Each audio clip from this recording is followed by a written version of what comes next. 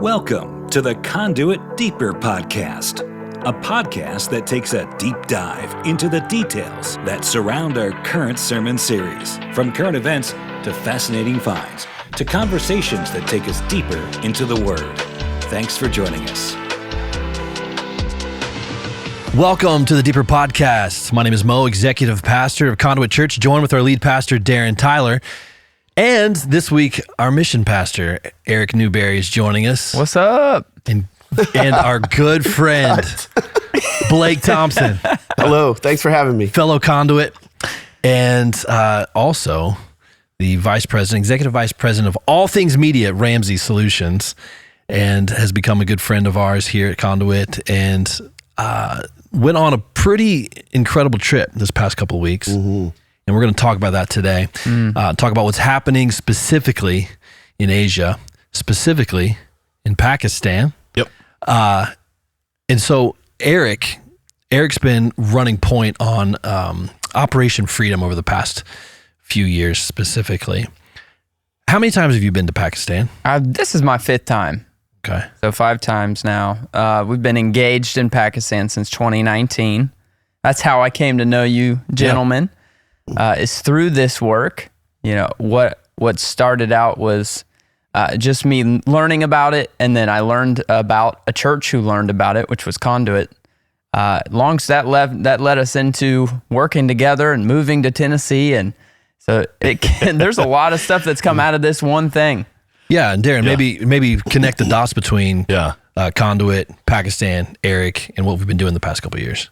Yeah, starting in early 2020, well, actually it goes way back, because I remember standing on like the northern coast of Morocco and being surrounded by sub-Saharan Africans and realizing, oh, they're slaves. Wow. And this was 10 years ago. And it was this moment of like, it's 20, whatever it was, 2015, whatever it was. And they're still slaves and nobody's talking about it. So, I mean, you know me, like I didn't tell anybody. I just started digging deep and trying to figure out, how do we do this? What do we do? You know, because across, you literally in those days, maybe still, you could go to Libya this afternoon in a market and buy a human off of a block and take them home with you. And just thought, man, that's, first of all, crazy that no one's talking about this. And second, then what do we do about it? And it took a while, because you don't want to start an eBay for slaves and drive up the value and the cost. And so, you know, we could do more damage than good. And so, my longtime friends, I mean, literally 35 years worth of friendship with Mark and Victoria Bowling. And they've been going to India, Pakistan. I mean, they're just tireless when it comes to evangelism. And she had shared a post about this family in Asia. And I'm like, wait, okay. So does this work? And so we actually did a couple before we really told anybody, because I didn't, just in case, if it didn't work. Basically, we were just, am I willing to bet $2,000 that this works? And the answer was yes, and it worked. And so like, let's try this again. What exactly was the goal here? I mean, we probably need to set it up just a little bit more. Yeah. As to what is actually happening on the ground in Pakistan and how we're going about freeing these people. Yeah. Well, there's a wild connection even to Blake, and you've probably thought about this already, but I mean, how long has Dave been saying that borrower is servant to the lender? Over 30 years. Right? Yeah. Because they are. Mm-hmm. And we use the word servant here because it feels more, whatever. But it means slave. Yeah. The borrower is slave to the lender. And here we get to live in our own home while we're still slaves to banks. But in Pakistan and Asia, and this is not just Pakistan, there's multiple countries. But and Eric, you've been there enough now. I mean, take us like just one story of how they end up there, even if it's just like a vague story, how they end up there, the money they borrowed, how it balloons up, and how they get to where they are. Yeah, the story that comes to mind is this old man. I walked on a brick kiln with Blake, and we walked up to this family, and this family has this old man, and if you can picture in your head this guy that's kind of leaning all of his body weight on a staff to be able to stand. I'm pretty sure if you took the staff away, he would not be able to walk. And he's kind of hobbling over to us to kind of engage in this conversation. And we started talking to him, and as I heard his story, he told me he had been in slavery for 65 years. Wow. So go back 65 years ago. Did he actually, maybe a $50 debt, or did he inherit his debt? He inherited this debt 65 years ago from his father. And so his father took out a loan, and 9 times out of 10, it seems like it's all medical stuff for the most part. Yeah. So we've seen the same consistencies and commonalities in debt types. One is for a marriage, the dowry system is still operating in Pakistan. So if you want to marry off your sister, your daughter, or whoever it may be, you've got to pay a substantial amount of money. Well, they don't have it, but they want to marry the girl off so she'll be well. They'll borrow that money to marry her off. The other side of borrowing that money is they make bricks for the rest of their life. Yeah. Right? So exchange. Because if it's let's say $50 or $100, I don't know how much of the dowry would be. Let's say it's more than that. I know there's been a lot of stories of $100, $200 medical emergency. So they get that, they can't pay it back, and then the system is rigged after that, right? Like it's not like they're working off the bricks with bricks, but the system is rigged. Exactly. The interest is far higher per day than their income is. So it's very similar to a payday loan or a car title loan, where the interest rate is just it's overwhelming. The debt goes from a few $100s to $1,000. There's a line there too. You got to go back to the beginning of the process. They didn't have the few $100s. Right. So when you understand that is an overwhelming amount of money for them, that's a debt that they could never, that's an amount of money that they will never have saved up. That's how they start. Well, when it 5Xs or 6Xs. Right. Paying it off a brick at a time. It's just never going to happen. And then the other side of that is this guy works for 65 straight years to pay it off and never does. Yeah. The other commonality is a medical event, right? When we end up in a medical emergency, which is a car accident, I broke a bone. For these women, they wanted to give birth in a hospital. Imagine that. Yeah. And not on the dirt floor. Those events have to be paid in full in the hospital in Pakistan. Yeah.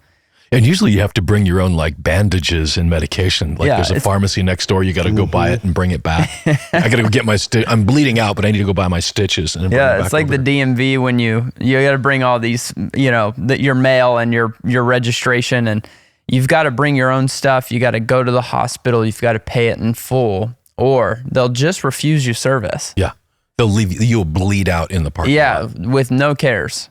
And full is a few $100s. Yes. That's what, when I told people medical debt, they're thinking America, like $30,000, $20,000, $10,000.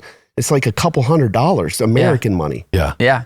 But when you make $1 a day on a good day, it might as well be $1 million. Yeah. And this man he's talking about with the broken back, making bricks, they said 8 to 10 hours a day. He probably is a little slower than the kids we saw. Yeah. And he has to get in, is it 1,000 a day, Eric? They have 1,000 a day quota for the whole family. But making 1,000 bricks by hand per day. Yeah, that's more than you think it is. It's a lot of bricks. Yeah. It takes all day long from the morning to night. Right. And this man was accompanied by his son, right? You remember his son and his daughter-in-law and then his 2 grandchildren. So because 65 years ago he inherited the debt from his father, now his son, his daughter-in-law, and his 2 grandchildren are slaves. And unless someone pays that off, even his grandchildren, when they grow up, they now are slaves until somebody... Yeah, that was 4 generations. Yep. Yeah. And that it leads to exactly what he said to us, which was, I never thought I'd be free. And he said it with his eyes filled with tears. He really envisioned the finish of his life being in this place that he spent his whole life, of course. Yeah. And I think it's key that when he told him he was free, Eric talked with the interpreter and he told him it wasn't like these Americans came over and freed you. Eric did such a good job going, this is Jesus Christ sent us. He's free. Yeah.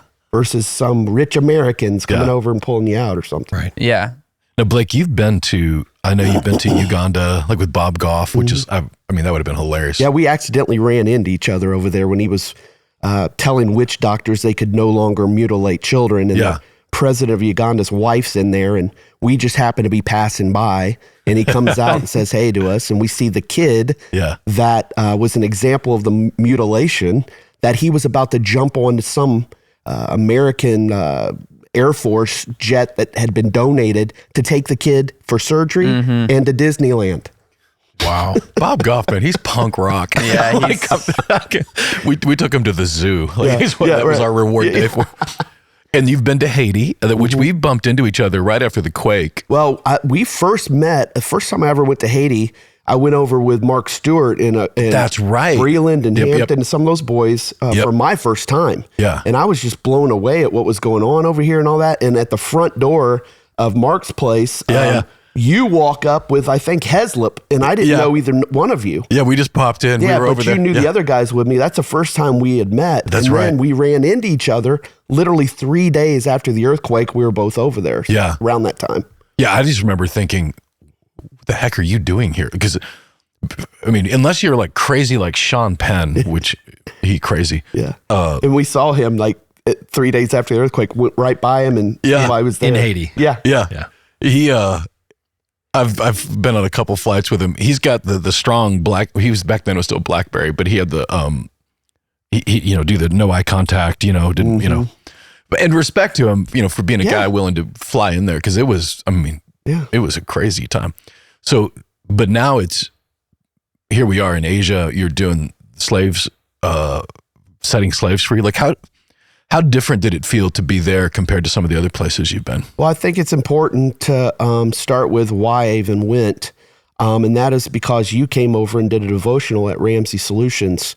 And we were familiar with each other because we ran into each other. But, you were close to Dave, and I'd see at some of his things.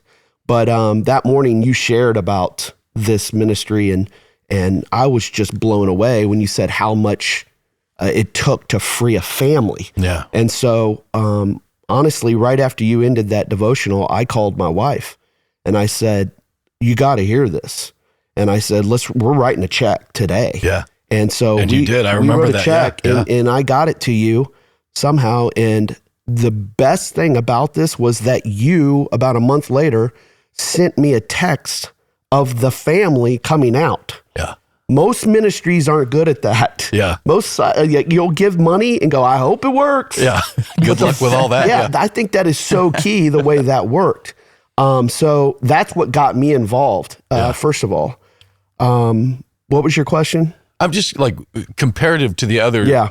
Oh, okay. I know what hit me when you said that. You go and you'll help do some stuff in Haiti and Africa and all that. It feels like that stuff takes longer time. And you're a part of making sure that school gets built or that whatever it is. Yep.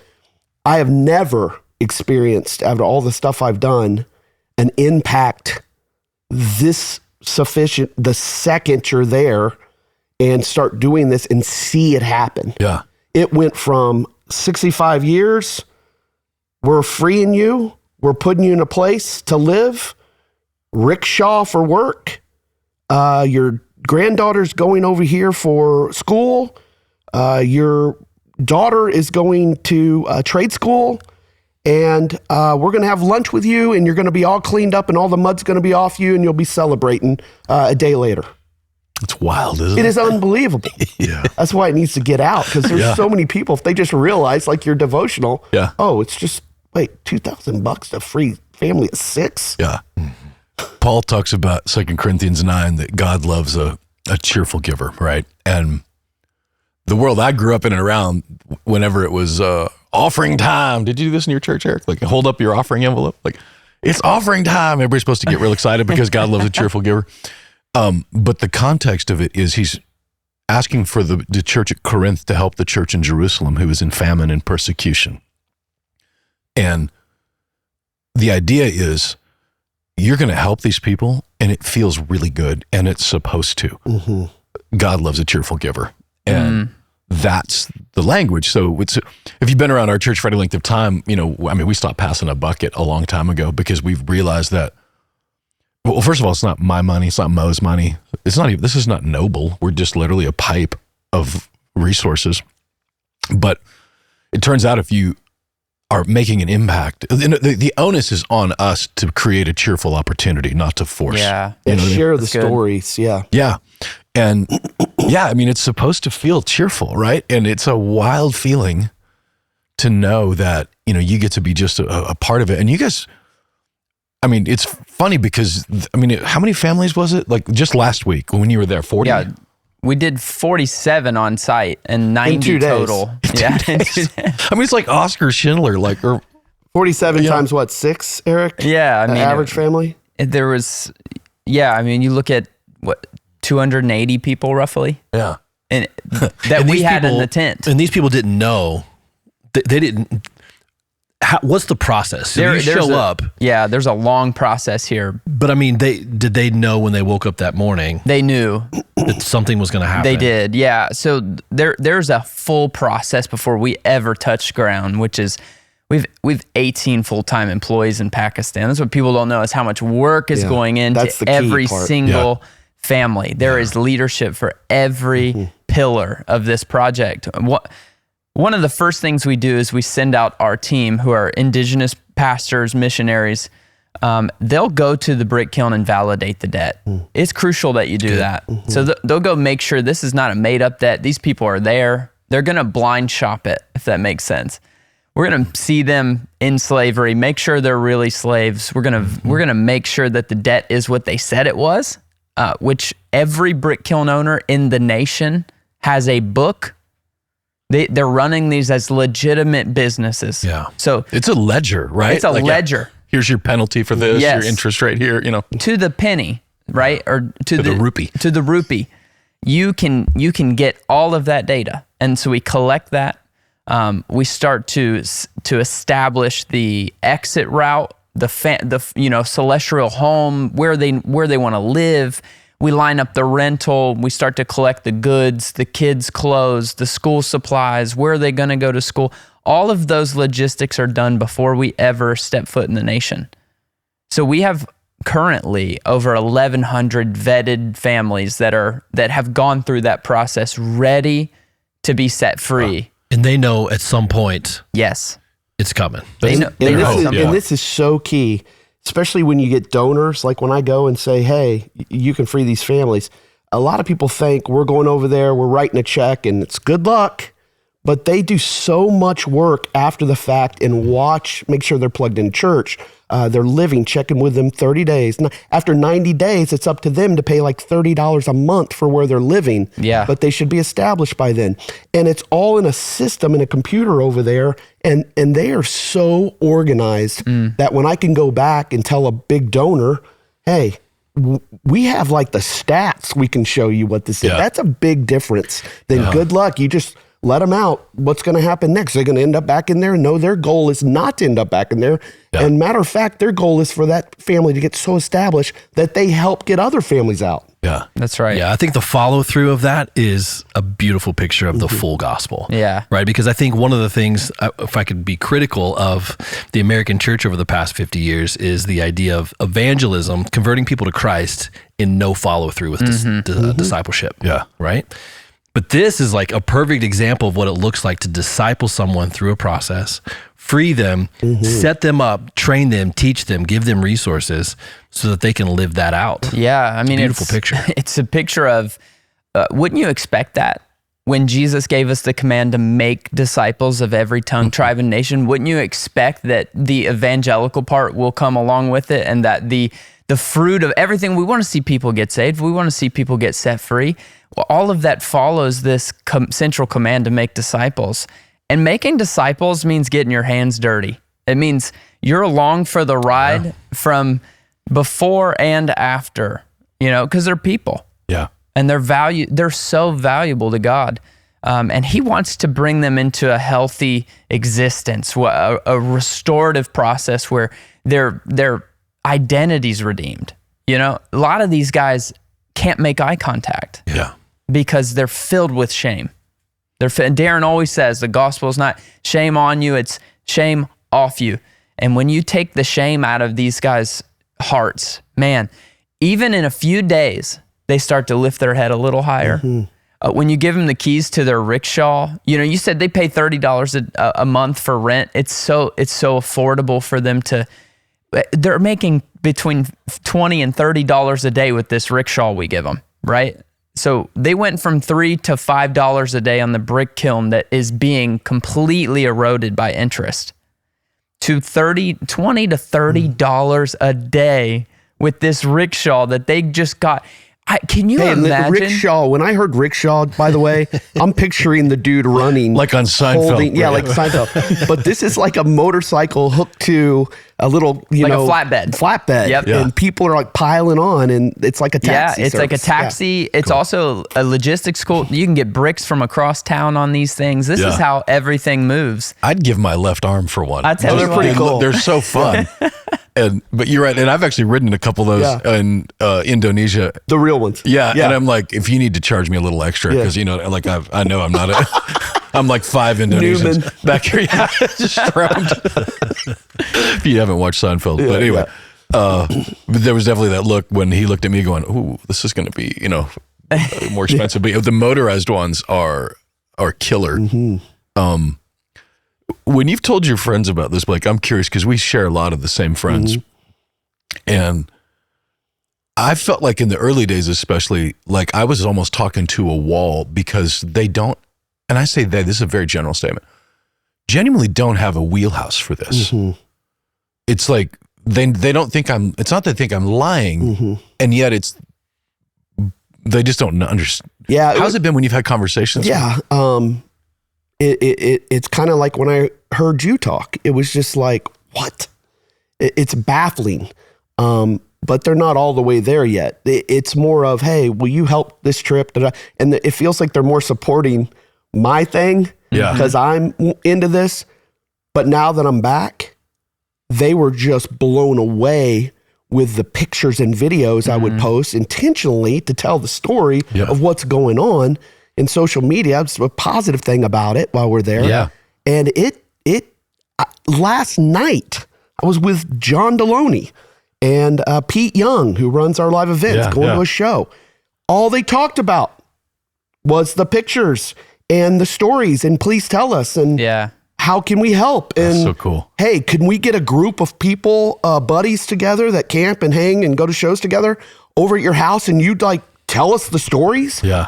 So at first it was more like, felt like it was like, oh, sure thing. Okay, cool. And now it's like, wow, this is a real thing when you visually see it and hear the stories. And then the other thing is just building off of, your long-term relationships in general. They know that they trust you, Blake. They know that you are going to tell the truth, but to take you to Pakistan and introduce you to the team there, to introduce you to the process and see everything work as it's designed. And then in 3 days, I mean, it was the longest 3 days of our lives, But in 3 days, we met with every person on the team in 2 different cities. We were in the car like 5 hours, and that's a soul-crushing experience, isn't it? Like just sitting in a car for hours in that traffic. Yeah, and you're like 10-hour difference. Yeah. Over that far. Jet lagged out of your ever-loving mind. I'm in a room with 18, 19 Pakistan people, and the guy that runs the thing finds out what I do, and it's like, oh, Dave Ramsey, I love Dave Ramsey. It's like, I know he's a household name, but we're in Pakistan, and because it's Grand Rapid connections, and we have a big radio station there. But anyway, that was a trip too. And so of course they're thinking, can you help us train these? That's exactly what he said. He was just like, you were called to come here. Yep. And I'm like, yeah, I feel like that. And he goes, no, we need to teach these people when they're out how to manage money over here too. That's so right. they don't go back into debt. And I'm like, oh, we can probably figure that out and help you out. Yeah, that's something that I don't know that you guys fully appreciate at your office, how global and eternal the principles are of don't spend more than you make. Don't slavery. Yeah. Like saving money is anathema to even teaching someone, hey, you can put a little bit aside. Mm-hmm. I'll go so far as to say, like, the first trip I ever took to Haiti, I was very uncomfortable because Pastor LaFleur, this is 20 years ago now. Everybody in the church was assigned like one person on our team, or like 3 or 4 people, and they gave us a gift. And I was like, mm-hmm.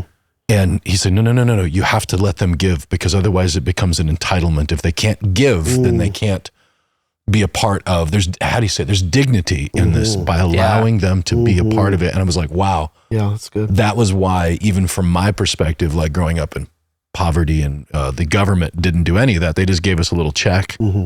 But teaching someone how to save, to give, to participate, it's, and I know you guys laugh about, these are really such simple principles. It's amazing that we, have as big of an audience for something so simple. Yeah, but at the end of the day, what we're teaching is, hey, don't be a slave, pay off your stuff so that you can give. Is right. Right. That's the ultimate goal. It's not just to accumulate all this wealth. Right. It's to... But along the way, you teach them to give while they're getting out of debt. Not wait till you're out of debt, but to do it along the way. Yeah. You teach them that in addition to saving, right? In addition to an emergency fund, fund, It's just as important. Because it turns out it's true. It's better to give than to receive. Mm-hmm. And what, full circle, when you see these guys a year later, right? If you go down the process, they're living in homes with electricity. They have air conditioning. Air conditioning. Oh, God, they have America. Refrigerators with food in them. And they goat brain. Yeah, with goat brain. Don't be hating on the. Yeah. The most delicious meat of the goat is right around the eye socket. Well, we had goat brain and that. Goat feet at one of the dinners. So. Yeah, and when he says we, he means not Eric. Or me. Or him, but some people. Caleb we did. talked Caleb. Did Caleb eat it? Yes, he ate it. Oh, man. He said it tastes like eggs, and that made it worse for me. Yeah, there's a consistency there, texture that I'm when you say it's brain and it's got the consistency of eggs, come on. Gelatinous eggs. Well, that brings me to a question, though. So, Blake, why not just write the check and be, grateful for that? Why? That's a really good question. Why plan and go through all the effort that it takes to actually go there physically? Because that is no small task. Yeah. To actually physically go there, just the travel alone. Yeah, I think it goes back to why I went like 3 days after an earthquake into Haiti, not knowing what was going on. It was more of, I have connections, I have resources, I can help, but to be honest, I'm sitting at a stoplight in one of the wealthiest counties, and I really felt like this is such a bubble, and it blew me away what was happening there. And when you talked about this thing, that I'm like, get out of your freaking bubble. Like, and there's something to going over there with guys like him and Caleb. It's exciting. Keeps you young. It keeps you young. It feels like you're doing something that matters. In my point, I've almost worked for Dave for 28 years. It's the Bob Buford halftime thing. It's like, what's the next part of your thing? Yeah. And there's just so much excitement and energy in that. And it's tangible. Yeah, it's tangible. I got to see it, and it's made such an impact that hopefully I come back and get my big eyes when I tell stories like I do.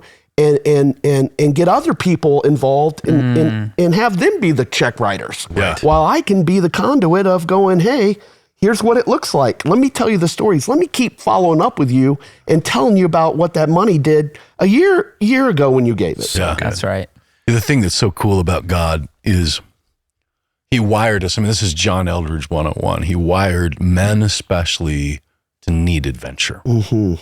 And one of the very first things in America anyway that we do as men is we castrate our souls. And and a lot of times even our wives, what they want is to tame us, even though they want us wild at the same time. But the point is that when you read Eldredge's books, which I have, and he speaks about adventure in the mountains, which is all beautiful and it's great, but it turns out that the exact thing God called us to do. So Jesus said, go make disciples in every nation. Requires adventure. I mean, you and me separately, you and me together, like we've seen some crazy things. Yeah. I mean, you've wrecked, it requires adventure. And how good is God that the thing he wired us to need is the thing that the mission requires? Like, how cruel would it be that if he wired us to need safety and boredom, Right.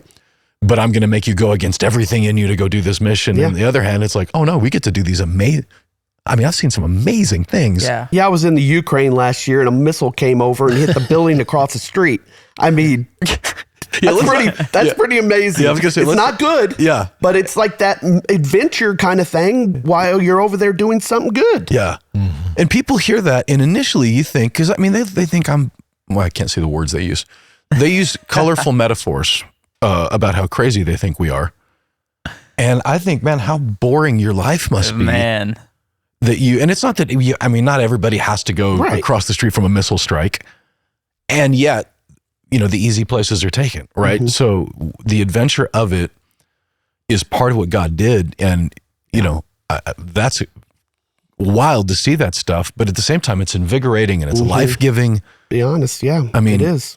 My wife tells me all the time that, so like, I just need you to get overseas somewhere because you're getting a little persnickety around here and you're so full of life when you get back. It's like, I'd be insufferable if I didn't get to do these things. And I say get to, because it's not a got to. I used to think that in fact, I found a journal recently from when I was in Guatemala when I was 16, and I'm negotiating with God in it.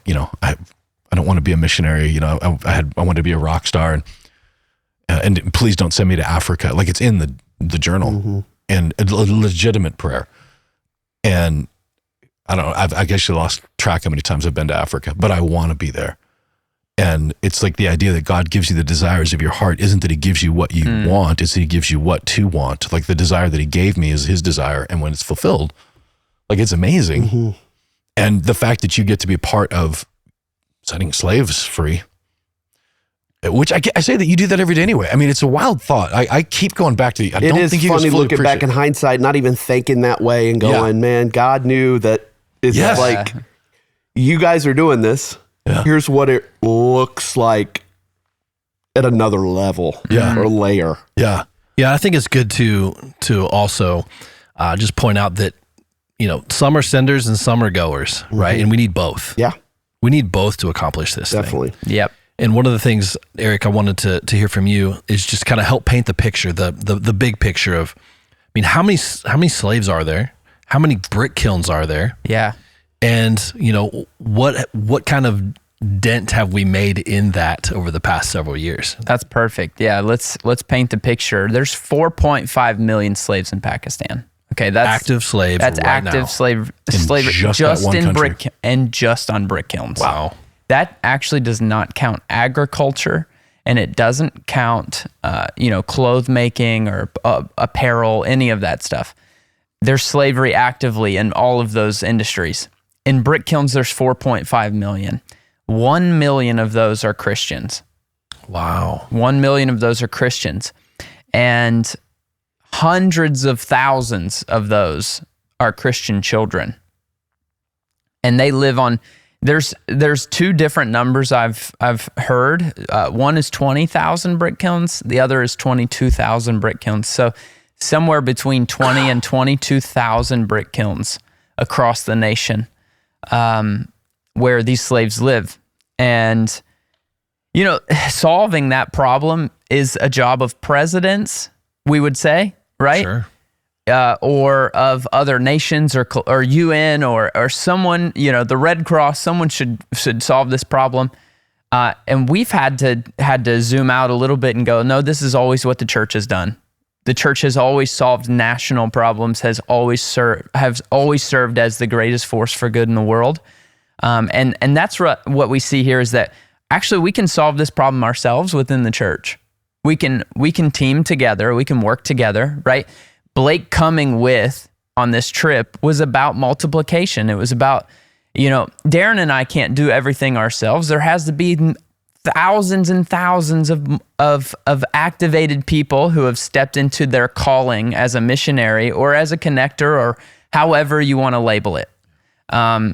But with 22,000 brick kilns, you can recognize pretty quickly that one ministry is going to struggle to get to 22,000 brick kilns. That's just a lot of people. That's a lot of resources. That's a lot of strategy and teamwork. And so what we've done is we've partnered with a nonprofit in Pakistan. And this nonprofit has 700 churches that partner with it inside of Pakistan. And they come from every kind of theology you could think of, so you're talking Baptist, Catholic, Orthodox. I saw Nazarene on the board. Nazarene. You got some Nazarenes I over saw there? it. Dude, represent. Pentecostal. Blake's daddy was a Nazarene pastor. Yeah. So you've got the gambit here, and they're all kind of locking arms. I think it's a really beautiful picture of unity. They're kind of locking arms going, hey, we've got bigger fish to fry than small theological disagreements. Yeah. Right? Now, if you're an apostate, if you're saying things that are against orthodoxy, then we won't fellowship with you. But man, if it's minor, we've got a mission to accomplish. Yeah, Arminianism versus Calvinism seems pretty petty all of a It's sudden. petty. Yeah. When you've got slaves, right? So what has to happen there is a kingdom work. Even the church in America has to shift their mindset. The days of old are gone. There's a new generation that's now growing into church leadership, right? I happen to be a part of it. They're thinking everything has to be done collectively. We have to work together. It can no longer be this church or this ministry or that. It's like, if we have redundancy, let's work together to make sure we don't have redundancy. Yeah. Let's make sure we're operating efficiently in the mission field. And in this nation, that looks like all the churches working together, the strengthening of the local church. So as you know, at Conduit, we work through indigenous pastors. That's what we do. Yeah. We are what I say is we're mutually submitted to the local church. They're submitted to us and we're submitted to them. Yeah. And so 30,000 foot view, there's this project's been done before, guys. It happened in South Sudan. There was the same brick kilns, the same slavery, the same project. What they found out was at the end of the project, by buying slaves off the brick kilns, they made slavery larger. Wow. Right? The challenge is, if you think of it from a business perspective, I'm infusing investment capital to these brick kiln owners. I'm paying them a 10x return on that slave they bought, and now they can go buy several others. That's the risk, okay? Academia, the other guys that are jumping in who are, they quick with the keyboard, very slow to do anything else. Those guys will say, aren't you just perpetuating slavery? Aren't you just making it worse? You get a lot of these comments. I want to answer those guys directly right now. We are not making it worse. In fact, we are solving the problem holistically. So we are focused on three main areas. The one is prevention, right? So now we're sourcing vulnerable families, and we actually prevented a family in that meeting as well, Blake. I don't know if you knew that, but one of the families there, their son had just passed away on a brick kiln, and it made the news. And so that family is left with nothing. They actually didn't have a debt. He did. And we were able to equip them with a business and prevent them from going into slavery. So that is a pillar of the project, right? 2 is obviously rescue. This is what everyone knows us for. This is the project you know. We pay off their debts. It is at least double audited each family to make sure to validate the debt and validate the issues that the family's facing. We work with 3 legal documents every time we set a family free. So 1 is an agreement that they will never borrow money again. Okay, so that's one agreement that they sign legally. The 2 is a legal affidavit that the brick kiln owner has to sign, and our team signs as well. But it's signed by a judge and an attorney, and it makes it enforceable. They can never pull these slaves back into slavery. And the 3rd is an agreement that the brick kiln owner won't go after this family in some other way. So it's very covered legally. Once we've rescued them, we put them into a home, we get them clothing, we get their kids in school, We plug them into the local church under the care of a local pastor. Okay, that's the process for the rescue. And then the third thing that we're working on, I'm really excited about this. Blake got to go with me to the brick kiln that we are installing this, but we have sourced a brick making machine. And that brick making machine will be delivered in 3 weeks. It'll be established. And the brick kiln owner that owns the slaves has agreed that if the brick machine works, he'll give us all of his slaves in exchange.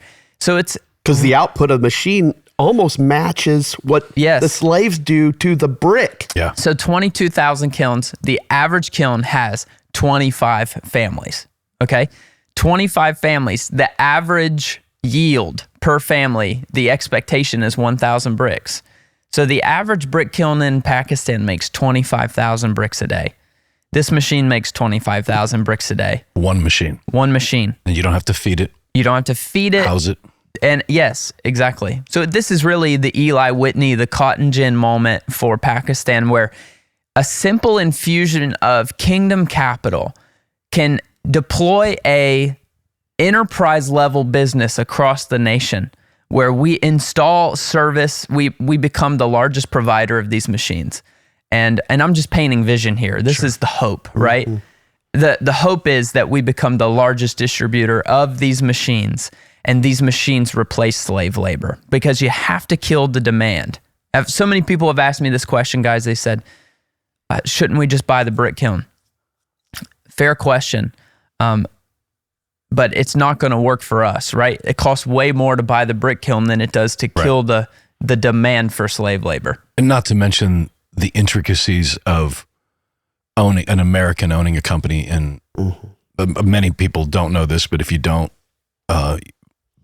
like in India, for instance, an American cannot own 50% of a company. Correct. In China, Disney does not own Disney. China does. And that's the same thing in Pakistan. So could we buy brick kilns? It's not financially wise, but it's also like not possible really when you think of the intricacy of the laws. But infusing what you're talking about, which is not, you can't make it illegal, but you can make it unthinkable. That's exact. And that's what Wilberforce did. Yeah. You know, what people miss with the story of William Wilberforce was he spent his whole life. He gave up a privileged life. You know, it's very similar, Blake, to what we're asking you, right? Is why would you go? Well, Wilberforce answered it with his life. He was a dignitary. He was at the upper echelon of society. He was wealthy. He was well connected, and he gave it all up to fight the same fight that we've now stepped into, you know, hundreds of years later. It's really insane, but he was able to change the hearts and minds of people about slavery for the first time in 1,800 years. He changed the hearts and minds. And we have to do that in Pakistan as a friend of Pakistan, not an enemy of brick kiln owners. At the end of the day, this problem is economic. There's not enough opportunity to make money. There's not enough opportunity to take care of your family.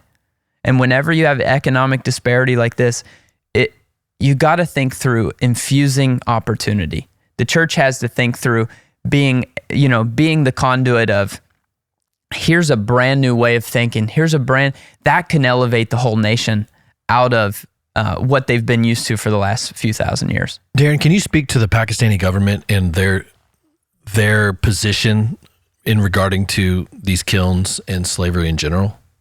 I mean, I think to speak to the Pakistani government, you have to speak to Islam in general. Yeah. Pakistan, like every other Islamic country, is a theocracy. The idea of separation of mosque and state is anathema. And when you look in the language of the Quran, Allah never once talks about his love for his people. The metaphor of Jesus even saying, I no longer call you servants, but I call you friends, is not something that Muhammad ever said. He's like, you are slaves to him. So that's the language of Islam is slavery to Allah. And so it's almost like when we go to Haiti, we see a voodoo temple and we think wicked and evil, and they think Minute Clinic, CVS pharmacy, like it's just normal. And in some ways, I think in the Pakistani government, well, first of all, the corruption in most Middle Eastern countries, and I say that, including our country. Somebody told me once, the only difference between your country and mine is our politicians admit to screwing us. Yours pretend like they're not, which was a very fair, That's fair assessment. Yet Nancy Pelosi doing day trading anyway. But in I think at their giant level, I mean, they have the ability. They could stop this today, but it's literally legal, which is why we have legal documents, because it's legal. Now, I'll say, and Mary, Eric, you might be able to speak to this too, but the one benefit of that is that because it's illegal, or a legal process there, that we can then enforce those documents with it. The downside is if it was illegal and all under the table. And I guess I've heard lawyers from different organizations say it is illegal there, but it's clearly not that illegal because they're still doing it. Yeah, it's illegal to have children under 16, right, on those brick kilns as slaves. That's illegal. It's not enforceable. Yeah. They're not enforcing it. So it doesn't matter if it's illegal, right? Yeah, the laws. Yeah, because they were everywhere. Yeah. Yeah. For something so illegal, they're sure doing a lot of it. Everywhere. Huh. And Pakistan's faced with a humanitarian crisis that they have never, since that civil war, they have never faced something this large, where you're talking about the displacement and repatriation of 4.5 million people. Yeah. And there's not a fast way to do that, No. right? So this is where the Church of Jesus Christ has partnered with the government of Pakistan to go, we've got a solution. And because of that, guys, here's what's amazing. They've given us permission to do this in 4 of the provinces. That's remarkable. If for people that don't know, I don't know how to express it other than to say remarkable. Mm-hmm. Miraculous? We'll do that. We could say that? Yeah. Miraculous? Unheard of? Yeah. On top of that, we have 2 lords from the UK Parliament on our team, and they are now, so they just actually presented at the UK Parliament. Lord Alton is one of them, and he's now fighting the fight with us. And he showed some content, and it was the same reaction. We're facing the fact that the world just doesn't know about this. Yeah. And our job is to tell the world. Yeah. And then we're going to do everything within our power to execute on the plan and do it with excellence and love the people along the way. The language of Jesus when Caesarea Philippi, when he says the gates of hell will not prevail against my church, he used the word ecclesia, which everybody, I think most people know, and they know that it means called out, is what we'll hear in the seminaries. But not in the Greek language. It didn't mean just called out. It meant like the city government. The ecclesia was where, if you were a part of the ecclesia, you came to the city gate and you ruled and made decisions for the betterment of the city. It was called the ecclesia. And Jesus, like he did often, he used the word logos. He used words that the Greeks understood and said, you mean this by it, but this is what I mean by it. And so in that perspective, he's standing in this pagan culture saying, hey, your ecclesia, right? This is my ecclesia. Like your ecclesia is going to screw this up. Your ecclesia can't figure this out, but my ecclesia, the called out ones, we're going to figure this stuff out. And then he says, and the gates of hell will not prevail, which is offense language, not defense. We're supposed to be charging the gates of hell, right? So in Africa, the gates of hell is extreme poverty. So dirty water is a gate of hell. We kick that door down. You know? No education is a door. We kick that door down. You go to Asia, slavery is a gate of hell. And we're just kicking those doors down. Yeah. Because we not only we're called to be a part of that and to incorporate it with the government, to lead the way instead of following the government, doing something so compelling that the government can't deny that this is a benefit to it. And you're right. If all how many 4.5 million? Yeah. Went free tomorrow, the amount of damage that would happen in their lives and the country's lives, because you're talking now 4.5 million homeless people, 4.5 million extreme poverty. So, the idea of when helping hurts, it even helps you understand a little bit of Paul's language in the New Testament when he speaks of slavery. Because if you're a slave right now in Asia, and I'm a Christian, what do I do? And Paul, can we use the word servant again? Because it sort of washes the words, but he's like, this is not optimal for your life, but if you are a slave and you can't get out, then act this way. And he has lots of words to those, slave owners. Don't treat them horribly.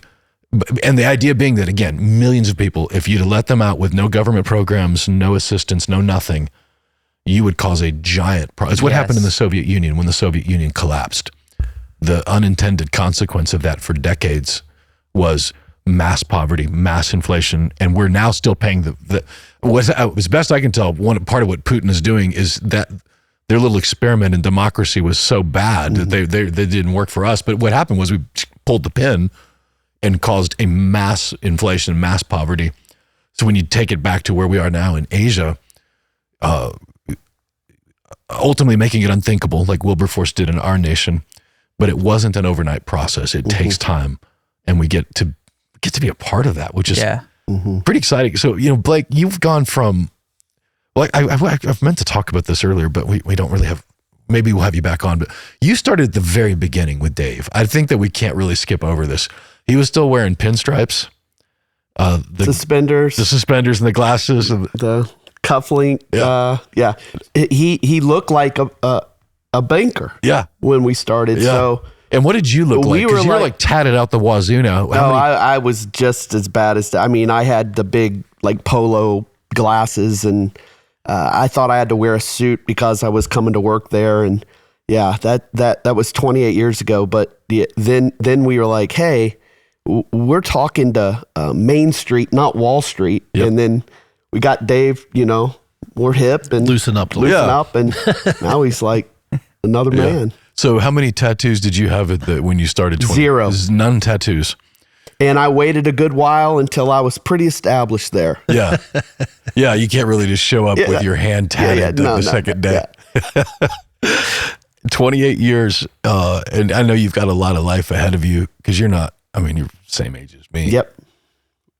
It's interesting that you mentioned Bob Buford, by the way. Huge fan. Mm-hmm. Greg Murtha, who started the Halftime Institute with Bob, was a dear friend. I had the terrible privilege of helping officiate his funeral because when he hit halftime, he was diagnosed with prostate cancer and was dead 3 years later. But the idea of going from success to significance is the entire premise. If you don't know, Bob Buford sold his telecom company for $300 or $400 million, and his whole life story is, I want my last check to bounce because I want to give it all away. What do you think I should ask you this with the context of your wife as well. Like, what's your future, do you think? My goal is to retire around 30 years with Dave. Yeah. It's no secret that Dave's kind of pulling out a little more too, and he'll always be on the show. He's always joked that you're going to have to pull him off that. Yeah. When he's not making sense anymore. But he's handed the keys over to Daniel Ramsey, his son, as the president, and Daniel's doing so good. He's doing a great job. And Dave did such a good job, not just going, here's the keys. Dave jokes most people in corporate America, as they're going in the grave, throw the keys to the kids and go, good luck. Yeah. But he's worked with him since he was young, and Dan Ram painted the stairwells when he didn't have to, mowed the yard, cold called after he was already, summa cum laude out of UT in business, and worked his way up. He's done it really well. Right. So my goal is to retire 30 and thank the Lord that I met Dave at 25. Yeah. That taught me how to get out of debt and save and be ready for retirement. Right. And I get to do it a little early. But that doesn't mean just sitting around and all that. I want more opportunity to be able to do these kind of trips. And I don't know what that looks like. Yeah. But it's something with this feeling we just talked about. That's a renewed 55-year-old man at that time, that second half of going in and just feeling that. I can't explain it unless you've gone and done it. And you were doing a good job of it earlier, but it's just that given. And I've always had a heart to do that. And it's great to be in a position and have the resources and connections of people that I can help use to funnel. And that's just exciting to me. Yeah. The feeling you're talking about, like what's What's the story? What was a takeaway? Boots on the ground. I mean, you're in it. You're feeling it. You're smelling it. You're seeing it firsthand. Is there a story? Is there an instance that is just seared to your memory of a story that made an impact that you would want to share From this trip? from this trip? It was so, I mean, Eric wasn't kidding when he said we were just bam, bam, bam, bam, bam, bam, bam. So in real time, it's like, okay, you're doing this, but it's the hindsight. And the biggest impact is by a picture. And when I say that is, if you look at the pictures I took, the caked mud on their legs and on their hands, and how rough of that many years of doing stuff, that I didn't expect that we were coming into a tent the next day with these people and got to sit with them at lunch. So when the first thing I noticed was how clean their feet were. Wow. And literally a week later at devotionals, a pastor came and talked about Jesus washing the feet. Ooh. And the servant quote you just used, it was just like, oh my word, it all came together then of truly what Jesus wants with these people, to show me how they walked in clean with new outfits. The little girls had the makeup they like to wear around their eyes over there. And it was just, that's what stood out the most. It's taking them out of that and seeing this is where they're headed now. And it was all about the smiles on the kids, where they're already realizing that we're free. That's what choked me up the most. Yeah. And the ceremony they have us come up, and these families that we just helped and handed the check, they're in their garments and they've clean, and they're walking up with bouquets of flowers and just putting them on us. And I'm like walking away with like 14 bouquets. And I'm like, this is the picture of, I mean, this isn't about me. Yeah. This is about Jesus, but what I got to see in their eyes, and they're different than when we walked up to them and they were making bricks and they tell them to stand up and tell them. Yeah. That's right. You know, what's funny about you saying that's what stood out, Caleb and I have had the privilege of going 3 times together. This is our 3rd trip together. And Caleb, of course, is a world-class videographer, you know, and he's really stepping into photography. The thing that he likes to photograph the most is the before and after of the hands and the feet. There's something about it. You know, that mud is caked on so thick. It's actually very metallic. When you're walking through the brick kiln, you can see the sun reflect off of these little pieces of metal. In the cracks of their hands. And it gets in the cracks of their hands, and it infects their hands, right? But then you see them with clean hands and smiles. And I think it's important too, and I don't want to bring this down, but I think it's important for people listening to know that they're not just slaves, but there's abuse going on. We saw a guy with a neck brace where he had been beat by the kiln owner because of not making enough bricks or something. Yeah. Eric's told me the stories of like rape. I mean, that's what's going on in here. So I want to make sure people hear that, that's why it's so important to help get these people out. Yeah, and I of wanted here. to mention, and I wanted to ask, I'm curious, you mentioned 25% of the slaves are Christians in a Muslim country. Are they treated differently? They are.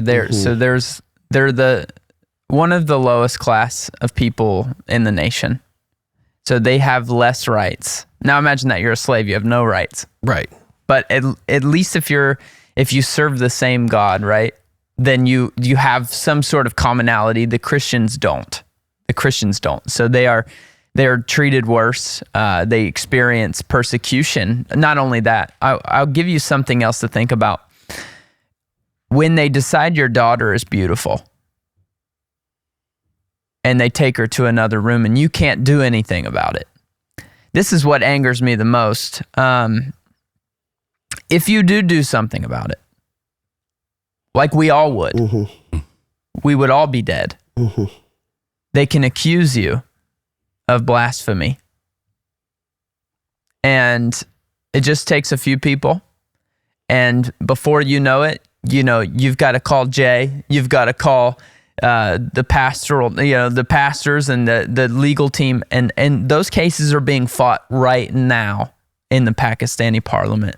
Right now they are. Yeah. Where people have been accused. They didn't say anything, but if you just fight back, that's the risk, right? So you go, I would never let that happen. And I've seen these men stand there emasculated, hopeless, helpless, right? And heads hung low because they know there's nothing they can do. That's what keeps the fight going, that's who Jesus came for. That's who he's sending us after.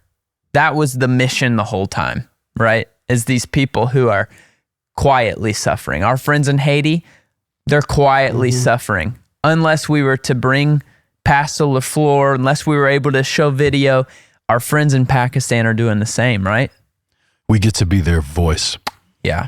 They can scream, and they do, but nobody hears them. So we get to be the conduit of their voice Yeah. and their stories.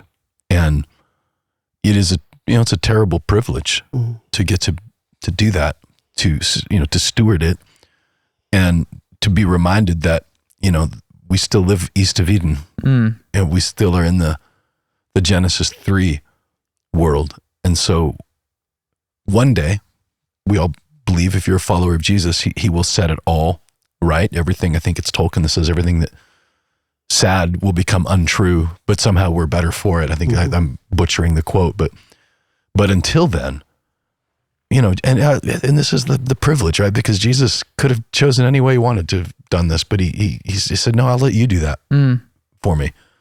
And what a privilege, to get to.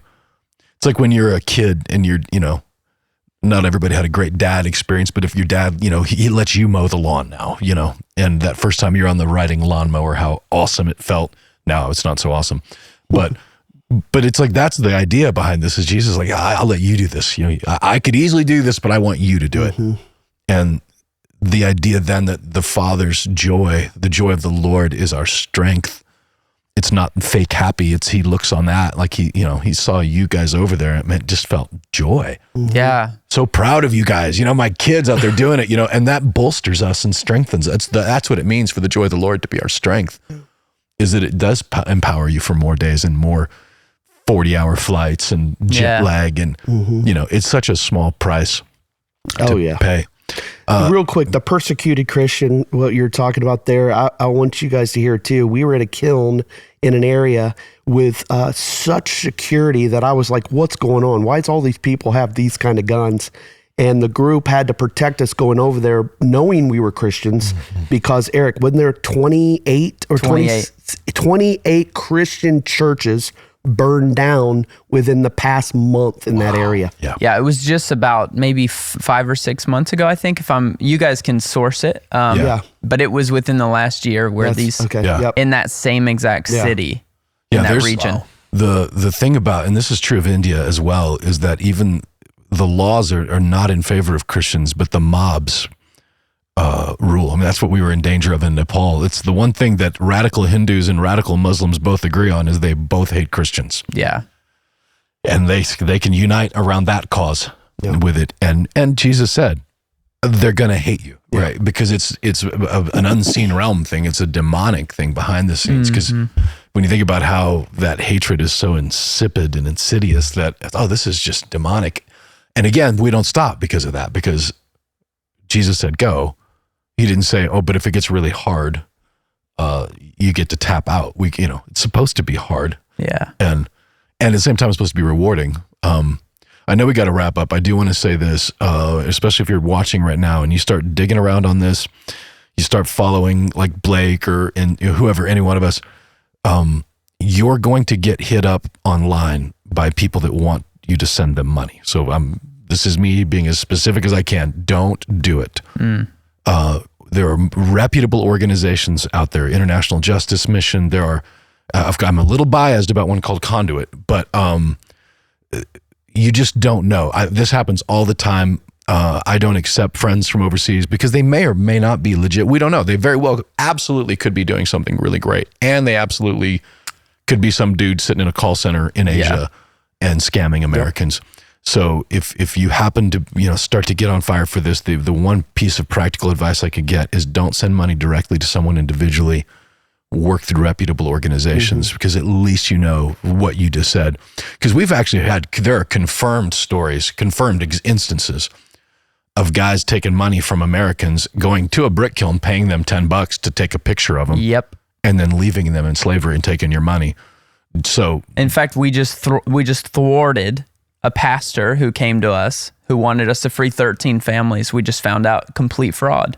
Yeah. So that's the point of auditing. Yeah. So that's important. I know. I just felt like that's good. That's people smart. are going to watch this and see this. And this is true of any nation, by the way. I would say any nation, because anybody can take a picture, and they do.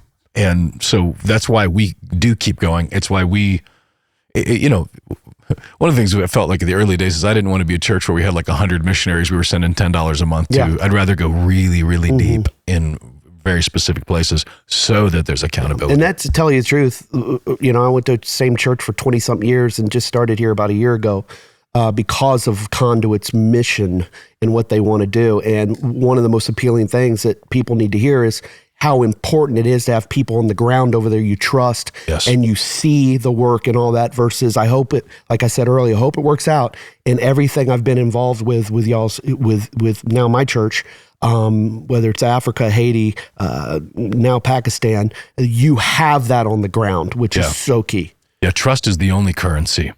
And Eric and I both had this talk with any partners, when it's a brand new partner, we give them the talk that, we have a 0% tolerance for lying to me. And you get one morning, you just got it. Yeah. You lie to me ever. We can handle it, because a lot of times it doesn't start big. It starts with, man, I don't want him to be mad at me, and something happened. And so they'll sort of lie there. I was like, whatever bad news it is, I'd rather have the bad news it's true than good news that's a lie. Yeah. And we always slow dance. We don't start, it's like, here's $500. What are you going to do with that? Here's $1,000. What do you do with that? And then we build up over 20 years worth of trust, and to the point now where it's literally millions of dollars, but we have relationships and we continue to go. I mean, Eric's going to go to Uganda again this summer. Yep. And when Blake and I will be back in Pakistan in November. With any, God willing, I'll be there. Someone has listened to this podcast. They've watched this podcast. They've come to the hour mark, and their spirit's stirring. Like, I feel like I need to do something. Like, what can I do? 2 questions. One, what's the average price cost to free a family? And then how do they go about doing that? Yeah, so we've created an average of $2,225, and that is the full process, right? Amazing. So that's the payment of the debt, the business for the husband and the wife, the kids are back in school, the new home, the food, all the stuff that's going to come the holistic approach you talk about. $2,000 for all he just said. All of that. It's amazing. And if they want to give specifically, and then give any iteration of that, right? I think it breaks down to $371 per person. However you feel led to give, you can go to conduitmission.org and give there. Perfect. And tell the stories. Something that Blake and I and Eric and you, whatever, all experience is that one of the things that God gave us to steward is not just our time, our treasure, our talents, but also our influence. Yeah. And that influence, when I was younger, I thought I want to make a whole bunch of money, and then someday I can go into ministry and never have to worry about money. The problem was I was really good at making money and losing it. But it turned out that the influence God gave me, this church has given away infinitely more money than I would have ever been able to in my lifetime by just, is it Spurgeon that says your job as a church is to comfort the afflicted and afflict the comforted? That's right. And I feel like we do a decent job of afflicting the comforted here on Sundays with it. So use your influence and afflict the comforted. Yeah, that's good. Blake, thanks for joining us. Well, thanks for having me. This has been a fun conversation. Yeah, you got a big old team over there. You got stuff to do. So yeah, thanks, and thanks man. for the opportunity to get to go. Without you guys and what the work you're doing, and Eric willing to go over there, I wouldn't have ever got to experience this in one life I live. Yeah. And I appreciate it. Amazing. And Eric, thanks for being the tip of the spear and leading this initiative, Operation Freedom. Yeah, great privilege. Absolutely. If you want to know more, conduitmission.org. All the information is there, specifically under Operation Freedom. It'll answer all of your questions. If you have a specific question, feel free to email Eric at conduitchurch.com as well. He can lead you through some of those conversations if you have some bigger questions. Thanks for joining us. If you haven't subscribed to our YouTube channel, go ahead and do that.